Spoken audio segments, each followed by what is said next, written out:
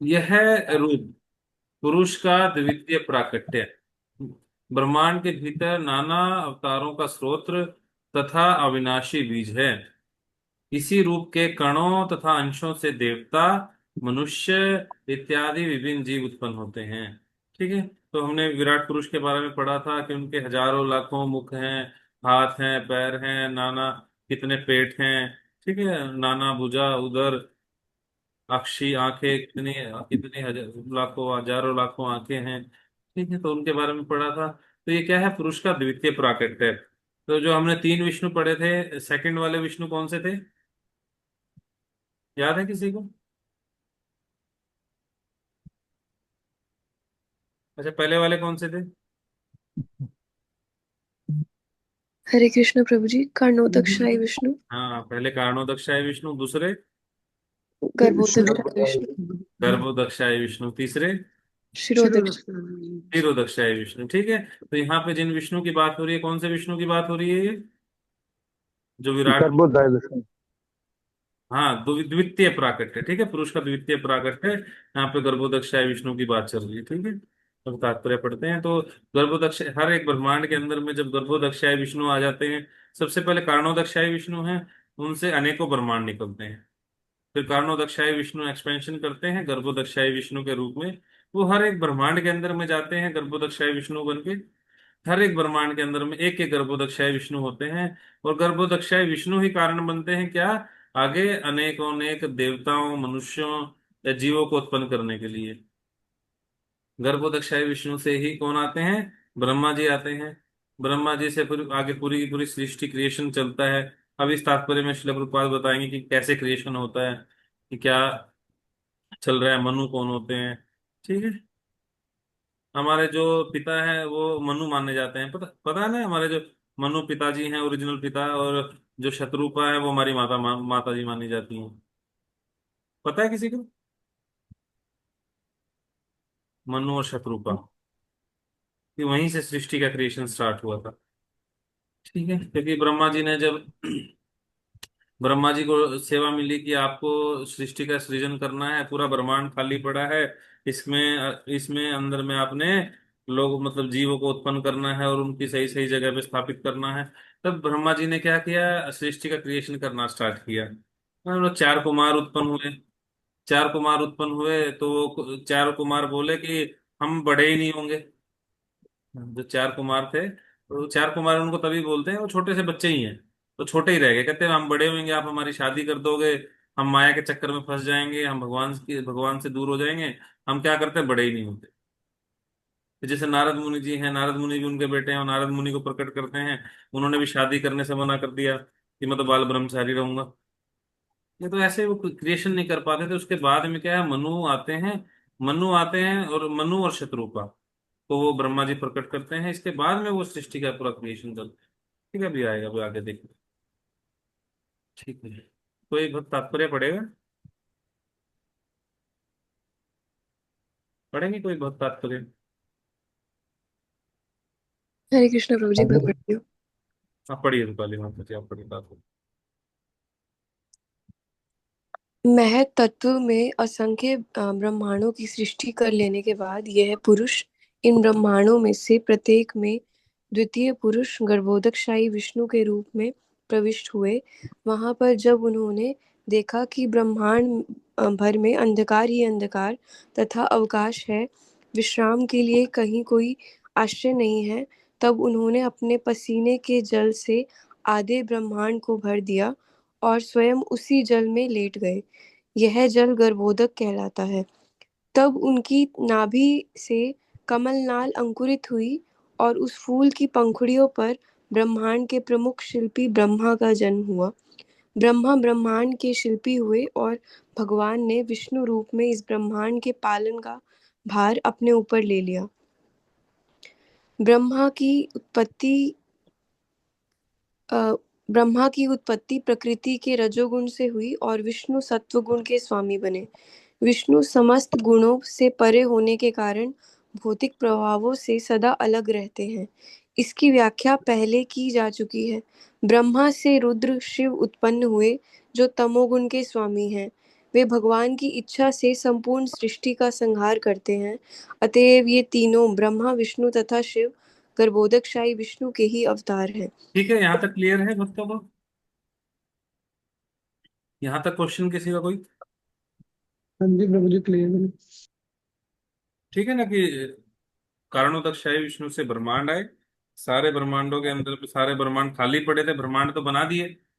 जैसे अभी कोई मिस्त्री लग के घर तो बना देता है, ठीक है, एक मकान तो उसने बना दिया, पर उसको उसके अंदर जब तक कोई रहेगा नहीं तो उसका इतना बड़ा मकान बनाने का क्या फायदा है?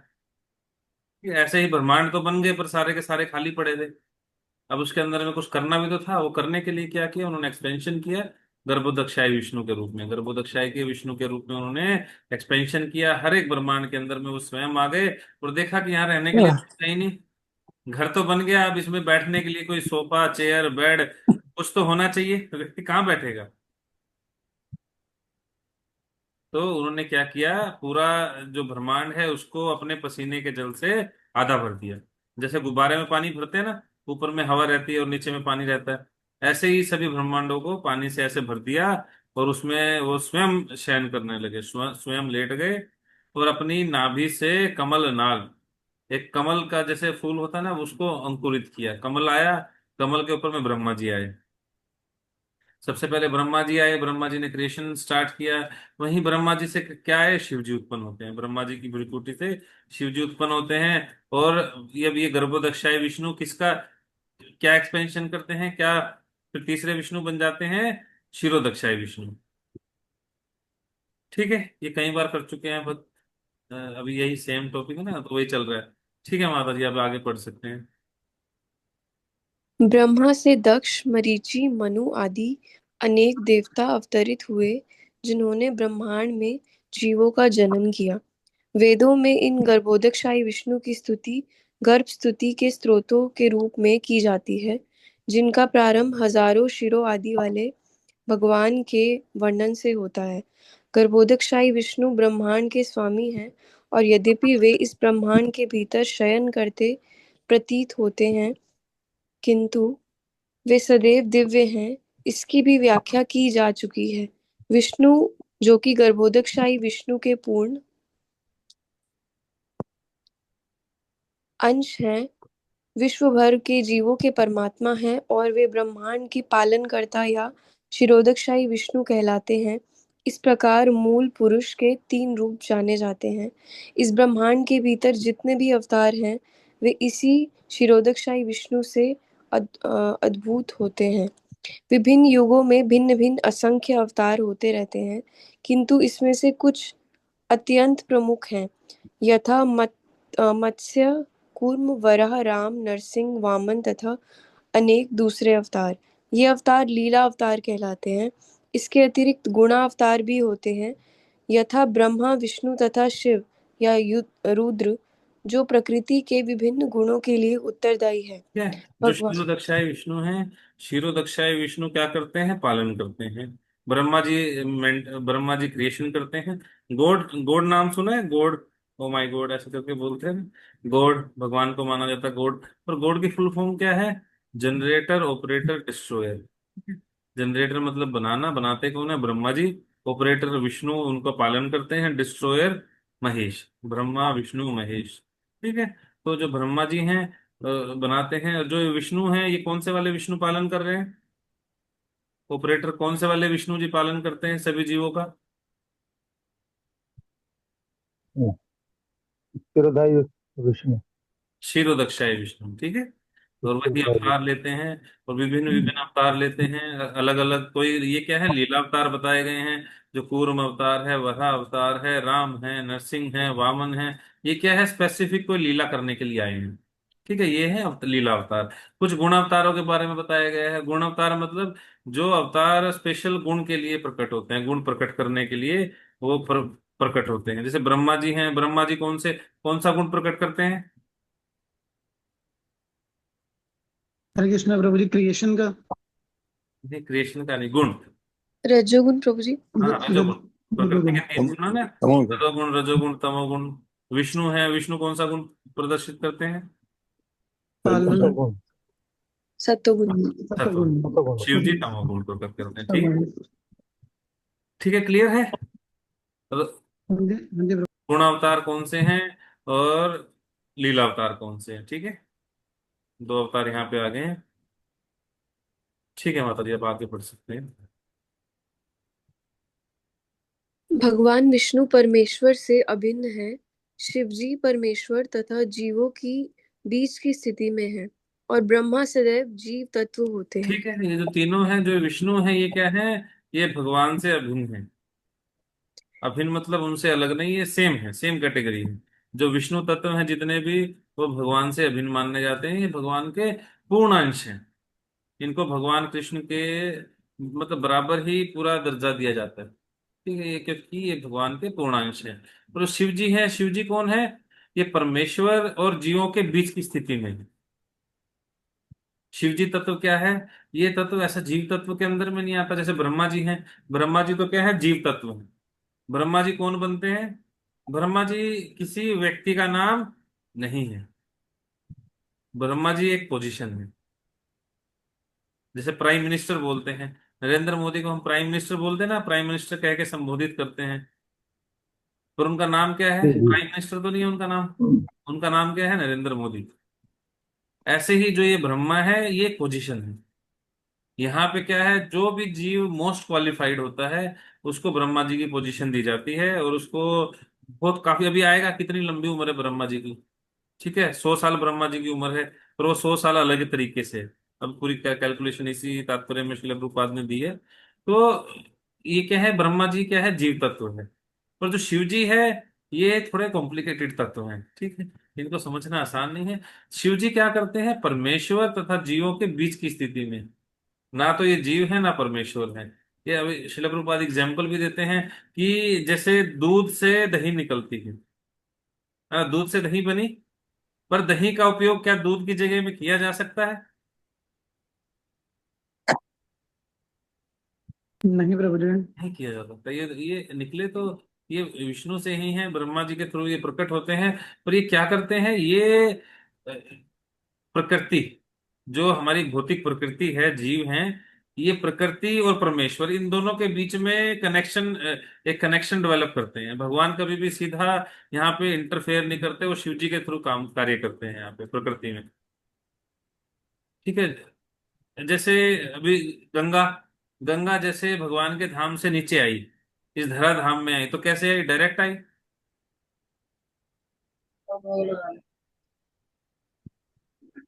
कैसे आई। नहीं, ये प्रभु जी पहले तो जो वैष्णव भगत है, जो भोलेनाथ जो शिव बोलते हैं, उन्होंने अपनी जटा में धारण किया हाँ, उसके उन्होंने बाद। अपनी जटा में धारण किया। और अगर कभी हम मतलब हम भगवान के जो चरणों का जल है, भगवान के अभिषेक का जल अपने सिर पर छिड़कते हैं, ऐसे ही भगवान। और ये जो गंगा है, ये कहाँ से निकली है, ये हरे कृष्ण विष्णु जी के भगवान के चरणों से। हाँ, भगवान के चरणों से चरण है। निकलती है। चरण। चरणों से निकलती है, और शिव जी ने उनको अपने सिर पे धारण किया है, ठीक है। तो शिव जी क्या करते हैं, इंटरमीडिएट बनते हैं प्रकृति और भगवान के बीच में, ठीक है। क्लियर है भक्तों को, ठीक, आगे बढ़ते हैं।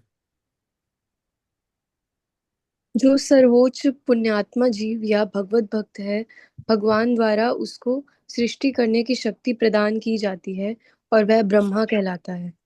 उनकी शक्ति सूर्य जैसी है, जो मणिमणिक्यों द्वारा प्रति विलंबित होती रहती है।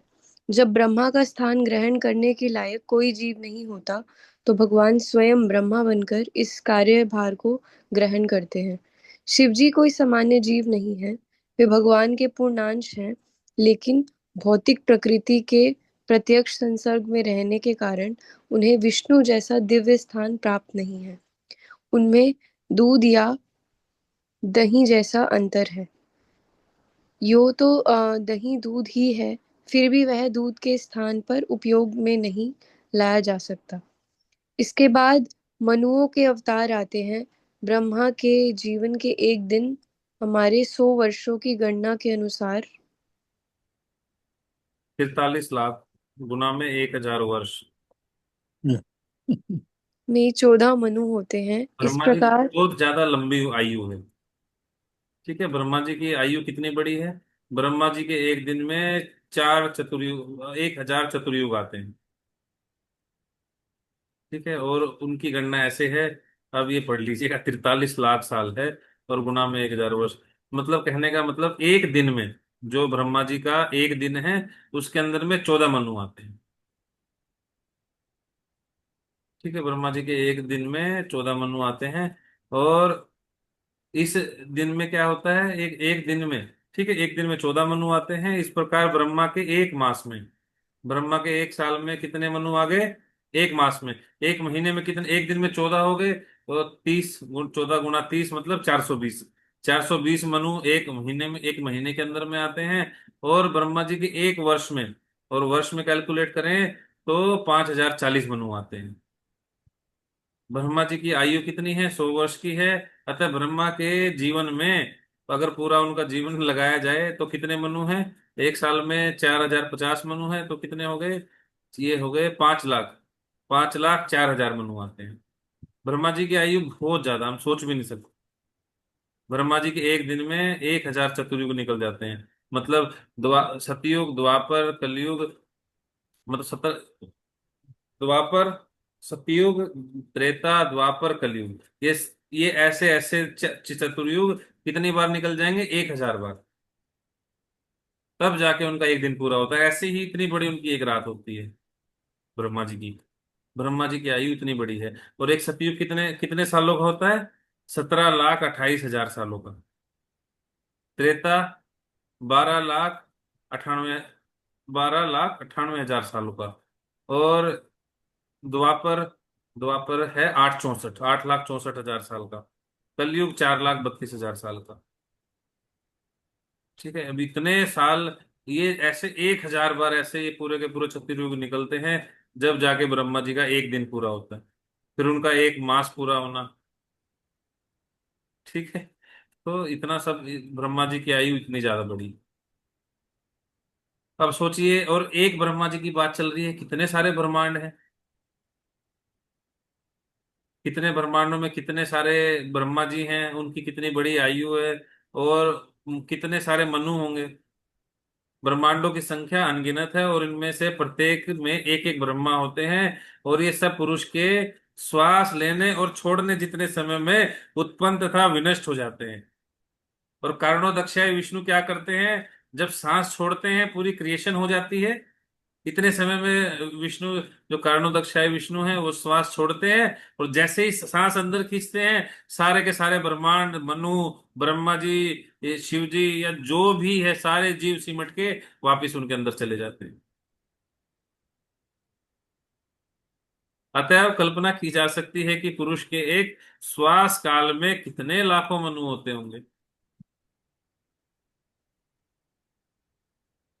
ठीक है, अभी थोड़ा सा ये नया टॉपिक है, आप लोगों के लिए ऐसा लग सकता है कि समझ नहीं आ रहा, तो धीरे धीरे समझ में आ जाएगा। ठीक है, ये ब्रह्मा जी की आयु के बारे में बताया जा रहा है कि ब्रह्मा जी की आयु इतनी बड़ी है। और उसके बाद में स्थापित किया जा रहा है कि ये सारा का सारा काम इतने लाखों करोड़ों साल कैसे निकल जाते हैं। जब जब भगवान सांस छोड़ते हैं तो पूरी क्रिएशन हो जाती है, और सांस अंदर खींचते ही सारे के सारे ब्रह्मांड, सभी के सभी जाके कारणोदक्षाय विष्णु के अंदर में वापिस से चले जाते हैं। ठीक है, और हम तो छोटी सी हमारी एज है, 60-70 साल की आयु रहेगी है, उसके अंदर भी हम अपने आप को पता नहीं क्या ही सोचते हैं, कि हम इतना अहंकार एक व्यक्ति के अंदर में, कि मैंने ये कर लिया, मैंने ये कर दिया, मैंने इतना बड़ा बंगला, गाड़ी ये बना दिया, वो बना दिया। और हम देख पा रहे हैं कि जो ब्रह्मा जी की आयु है वो इतनी बड़ी आयु है। पता नहीं कितने करोड़ों साल, ब्रह्मा, करोड़ों के करोड़ भी कम, खैरों में कितने चतुर्युग निकल जाते हैं। हिसाब लगाने लगे, ब्रह्मा जी की आयु इतनी ज्यादा बड़ी है, पर वो भी छोटी सी है। जब विष्णु, जब श्वास अंदर खींचेंगे, सबका सब सिमट के उनके अंदर चले जाने वाला है ना, लिमिटेड एज है इनकी भी। ठीक है, यहाँ से पढ़ सकते हैं माता जी। इस ब्रह्मांड के प्रमुख मनु इस प्रकार हैं। स्वयं भुव मनु के रूप में यज्ञ, स्वारोचिष मनु के रूप में विभु, उत्तम मनु के रूप में सत्यसेन, तामस मनु के रूप में हरि, रैवत मनु के रूप में वैकुंठ, चाक्षुष मनु के रूप में अजित, वैवस्वत मनु के रूप में वामन, वर्तमान युग वैवस्वत मनु के अधीन है। सार्वणी मुनि के रूप में सार्वभौम, दक्ष सार्वणी मुनि के रूप में ऋषभ, ब्रह्मा सार्वणी मुनि के रूप में विश्वसेन, धर्म सार्वणी मनु के रूप में धर्म सेतु, रुद्र सार्वणी मुनि के रूप में सुदामा, देव सार्वणी मनु के रूप में योगेश्वर और इंद्र सार्वणी मनु के रूप में बृहद्भानु। ये 14 मनुओं के एक समुच्चय के नाम हैं जो डैश वर्षों का काल पूरा करते हैं। ठीक है, कितने सारे हैं अभी गिन लेना, कितने सारे जीरो में लगा के गिन लो कि ये ब्रह्मा जी का एक काल है ये। ठीक है, इसके अंदर में 14 मनु हैं, ये जो विशेष रूप से एक दिन के अंदर में आते हैं। शिल प्रभुपाद ने इनका सारा का सभी का नाम बता दिया है। ठीक है, हाँ आगे पढ़िए बात पूरी। फिर युगावतार भी होते हैं। युगों के नाम हैं सतयुग, त्रेतायुग, द्वापर युग तथा कलयुग। प्रत्येक युग के अवतारों का रंग भिन्न होता है। ये रंग है श्वेत, लाल, काला तथा पीला। द्वापर युग में भगवान कृष्ण काले रंग में प्रकट हुए और कलयुग में चैतन्य महाप्रभु पीले रंग में प्रकट हुए। अरे इस प्रकार शास्त्रों में भगवान के समस्त अवतारों का उल्लेख मिलता है। किसी भी धूर्त के लिए अवतार बनने की गुंजाइश नहीं है, क्योंकि अवतार का उल्लेख शास्त्रों में रहता है। कोई भी अवतार अपने को ईश्वर का अवतार घोषित नहीं करता, अपितु ऋषिगण शास्त्रों में उल्लेखित लक्षणों के आधार पर उन्हें स्वीकार करते हैं। शास्त्रों में अवतार के लक्षणों तथा उनके द्वारा संपन्न होने वाले विशेष संदेश कार्य का उल्लेख रहता हाँ, है। शास्त्र कोई भी व्यक्ति ये नहीं कह सकता कि भाई मैं अवतार हूँ भगवान का। ठीक है, फिर भाई शास्त्र प्रमाण दिखाओ, क्योंकि शास्त्रों में पहले से लिखा हुआ है। अभी कौन से ऐसे अवतार हैं जो शास्त्रों में लिखा हुआ है पर अभी तक नहीं हुए? कल की अवतार प्रभु जी। हाँ, कल के अवतार के बारे में लिखा है पर अभी नहीं आए, है ना, बताया कब आएंगे, कौन से गांव में आएंगे, क्या उनके माता पिता का नाम होगा, सब कुछ लिखा हुआ पहले से। ऐसे ही भगवान श्री कृष्ण के बारे में लिखा हुआ था कि गर्ग मुनि जी जब आए थे गौ, क्योंकि उस टाइम पे सभी बच्चों को ढूंढ ढूंढ के मारा जा रहा था, तो उन्होंने क्या किया था, गौशाला में भगवान श्री कृष्ण और बलराम जी का नामकरण संस्कार किया था। तो वो बताते हैं, इनडायरेक्टली बताते हैं कि ये विष्णु के जैसे कार्य करेंगे। ठीक है, वो डायरेक्टली नहीं बताते कि भाई कौन है क्या है, पर वो जब उनकी कुंडली और वगैरह सब कुछ देखते हैं तो प्रणाम करते नहीं थकते। वो भी उधर नंद बाबा सोच रहे होते हैं यार ये इतना प्रणाम क्यों कर रहे हैं, वो प्रणाम करने में लगे हुए हैं और कह रहे हैं कि ये विष्णु की तरह कार्य करेंगे, इनका नाम होगा कृष्ण। और ये इनका ऐसा नहीं है कि ये मैं नाम नहीं दे रहा, ये नाम इनका शाश्वत नाम है, ये नाम इनका पहले से है। इनकी ये अद्भुत शक्ति का प्रदर्शन करेंगे, इनका नाम होगा बलराम। और ये भी मैं नाम नहीं दे रहा, ये इनका पहले से नाम है, शाश्वत नाम है इनके। तो गर्ग मुनि जी बिल्कुल ऐसे क्लियर बोलते हैं, पर घुमा फिरा के बोलते हैं ना, डायरेक्टली बोल नहीं सकते। तो ऐसे ही जो अभी चैतन्य महाप्रभु हैं, कलयुग के अंदर में आए हैं, तो कहने लगे कि यार नहीं ये कैसे हैं, किसने अवतार बताया इनको, कैसे है क्या है, हमने सुना नहीं। नहीं, शास्त्रों में बिल्कुल क्लियर है। काफी मैंने पीछे भी एक बार शेयर किया था, काफी सारे शास्त्रों में इसका वर्णन आता है कि चैतन्य महाप्रभु अवतार हैं, है ना। इसमें भागवतम में भी आता है कि जो चैतन्य महाप्रभु आएंगे उनका कलर कॉम्प्लेक्शन कैसा होगा, तो विशा कृष्णा, तो कृष्ण होंगे पर उनका जो कलर कॉम्प्लेक्शन होगा वो त्विषा, तो जो भूसी होती है ना, गोल्डन कलर की होती है, वैसे ही उनका कलर कॉम्प्लेक्शन होगा। और ये क्या करने आएंगे, सांगो पांगास्त्र पार्षदम, अपने पार्षदों के साथ में आएंगे। और यज्ञ संकीर्तन प्रायेषु, ये क्या करेंगे, यज्ञ, इस कलयुग का धर्म देंगे। कलयुग का धर्म क्या है, हरि नाम संकीर्तन देने के लिए आएंगे, अपने पार्षदों के साथ में आएंगे। ठीक है, ये तो सिर्फ श्रीमद् भागवतम से भविष्यवाणी है। बाकी और अनेक अनेक शास्त्रों में अलग अलग जगह पे भविष्यवाणी की गई है, उनके माता पिता का नाम बताया गया है। ठीक है, वो पीडीएफ है मेरे पास में अभी भी, उसमें जहाँ अलग अलग शास्त्रों में चैतन्य महाप्रभु के आने की भविष्यवाणी की गई, मैं वो शेयर भी कर दूंगा ग्रुप पे। ठीक है माता जी, आगे पढ़िए, बस हो गया, अब तो थोड़ा सा रह गया। प्रत्यक्ष अवतारों के अतिरिक्त असंख्य शक्त्यावेश अवतार होते हैं। इनका भी प्रामाणिक शास्त्रों में उल्लेख रहता है। ऐसे अवतारों को प्रत्यक्ष तथा अप्रत्यक्ष दोनों प्रकार से शक्ति प्राप्त रहती है। जब उन्हें प्रत्यक्ष शक्ति मिलती है तो वे अवतार कहलाते हैं। किंतु जब उन्हें अप्रत्यक्ष शक्ति मिलती है तब वे विभूतियां कहलाते हैं। प्रत्यक्ष शक्त्यावेश अवतारों में कुमारगण, नारद, पृथु, शेष, अनंत आदि हैं। जहाँ तक विभूतियों का संबंध है, इनका स्पष्ट वर्णन भगवद गीता के विभूति योग अध्याय में हुआ है। ऐसे समस्त प्रकार के अवतारों में के स्रोत गर्भोदक शाही विष्णु हैं। हरे कृष्णा, श्रील प्रभुपाद की जय। तो इसमें क्या, इसमें बताया गया है शक्त्यावेश अवतार, ठीक है, लीला अवतार, गुण अवतार।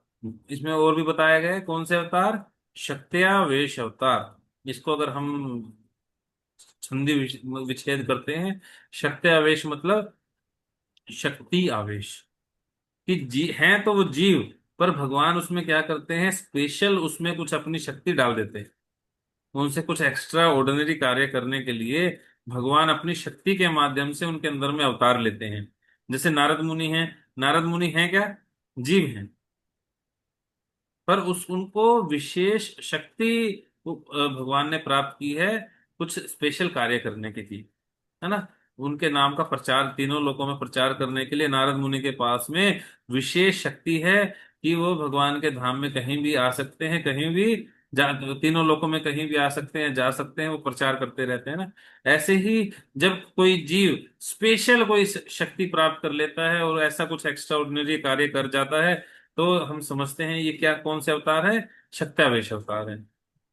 ठीक है। अब जैसे श्रील प्रभुपाद जी थे, श्रील जो काम श्रील प्रभुपाद जी ने किया, क्या वो ऑर्डिनरी है, क्या आसान काम है।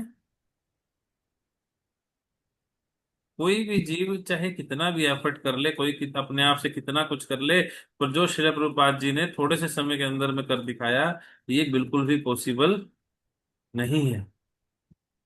हम प्रचार करना, हमारे लिए एक सेंटर को ही चलाना इतना, इतनी मुश्किल आई रहती है, और श्रील प्रभुपाद जी ने उस आयु में इतने बड़े बड़े 108 मंदिर बना दिए, बिल्कुल प्रोमिनेंट। हर एक, हम तो इंडिया में प्रचार नहीं कर पा रहे, इंडिया में यही स्थापित करना मुश्किल हो जाता है, अरे भगवान कृष्ण की पूजा कीजिए, ये परम भगवान है। और कहीं दूसरे ऐसे देशों में जाके कि उनको भगवान कृष्ण का कुछ नहीं पता, राम के बारे में कुछ नहीं पता, उनकी सभ्यता, कल्चर, बिल्कुल सारी चीजें अलग हैं। उनको धोती कुर्ता पहना देना, भगवान कृष्ण के बारे में कथा सुनाना, माला कराना आसान चीज है। ये भगवान के शक्त्यावेश अवतार हैं। भगवान अपनी स्पेशल कोई उनको शक्ति देते हैं जब वो ऐसा कोई जीव ऐसा कार्य कर पाता है। ठीक है। हरे कृष्णा, श्री प्रभुपाद की जय। जय। किसी भक्त का क्वेश्चन कोई। हरे कृष्णा प्रभु जी। हरे कृष्णा। प्रभु जी अभी तो दोबारा दोबारा सुनना पड़ेगा प्रभु जी। दोबारा सुनना रिकॉर्डिंग पड़ेगा। भेज, रिकॉर्डिंग भेज देना हाँ, प्रभु जी। रिकॉर्डिंग अपलोड कर दूंगा प्रभु जी। मैं फिर भी कुछ समझ नहीं आया, आप मेरे से पर्सनली भी पूछ सकते हाँ, हैं, रिकॉर्डिंग। आया है। हाँ जी आया है प्रभु जी, पर थोड़ा हैवी था। हाँ, ये थोड़ा धीरे धीरे हो जाएगा आसान, मतलब जब थोड़ा बार बार ये अब आएगा ना भागवतम में आगे, रेगुलर रूप से ये एक्चुअली सृष्टि का क्रिएशन है। एक्चुअली हम भागवतम में हाँ देखेंगे, जी। भागवतम में सब कुछ है। भागवत के अंदर में पॉलिटिक्स, ये केमिस्ट्री, ये मतलब जो भी आप कुछ भी उठा के देख लीजिए, बायोलॉजी या फिर ज्योग्राफी, कहाँ पे क्या है, भागवतम के अंदर में सब कुछ है। हाँ जी प्रभु। एक बच्चा जब अपनी माँ के गर्भ में होता है कि पहले महीने में कैसा है, दूसरे महीने में कैसा है, तीसरे महीने में कैसा है। अभी तो हमारे पास में जो मशीनें हैं, इसको क्या बोलते हैं, अल्ट्रासाउंड मशीन, ये तो अभी आई है, जो बताती है कि बच्चे की शेप ऐसी है, बच्चे की, अब बच्चा ऐसे लग रहा है, बच्चा उल्टा लटका हुआ है अपनी माँ के गर्भ के अंदर में, है ना। ये तो मशीनें अभी आई हैं जो बताती है कि इसका भ्रूण का साइज कैसा है। पर और कि उसके अंदर में जीवात, मतलब उसके अंदर में जान कब से आ जाती है, कब से वो सांस लेने लगता है, ये सब तो अभी आया, अल्ट्रासाउंड के माध्यम से हमें पता लगा। पर भागवतम के अंदर में ये सारी की सारी चीजें बिल्कुल पहले से लिखी हुई हैं। अभी सोचिए, भागवतम के अंदर में ये भी लिखा हुआ कि वो जीवात्मा जब आती है, तो जब से उसके अंदर में प्राण होते हैं, 3 महीने का होता है, वो सांस लेने लगता है, तो उसका साइज इतना होता है, उल्टा लटका रहता है। हमारे पत्थरों पे, एक मंदिर में, एक पत्थरों के अंदर पे, पत्थरों के अंदर में नक्काशी की गई है, और बच्चे की स्थिति बताई गई है कि बच्चा जब 2 महीने का होता है ऐसा होता है, माँ के गर्भ में 5 महीने का होता है तो ऐसा होता है, ऐसे लटका रहता है। वो सेम है, जैसे कोई अल्ट्रासाउंड करते हैं ना ऐसे, वो बिल्कुल सेम है। अब सोचिए, इतने हजारों सालों पहले, इतने सालों पहले कैसे उन्होंने, क्या अल्ट्रासाउंड मशीन थी उनके पास में, क्या था कि उन्होंने बिल्कुल सेम ऐसे नक्काशी कर दी है पत्थरों के ऊपर में। और भागवत में बिल्कुल क्लियर है। एक डॉक्टर ने पढ़ा और सिर पकड़ के बैठ गया, कहते कैसे हो सकता है, पॉसिबल ही नहीं है। बिल्कुल एग्जैक्ट डेफिनेशन है ये। ठीक है। तो ये भागवतम के अंदर में सब कुछ है। ठीक है, आप सुनिएगा, जो समझ नहीं आया आप पूछ सकते हैं। ठीक है। हरे ठीक है कृष्ण। गुरुजी, हरे कृष्ण। प्रभुपाद की जय जय। भक्त वरिंद प्रणाम।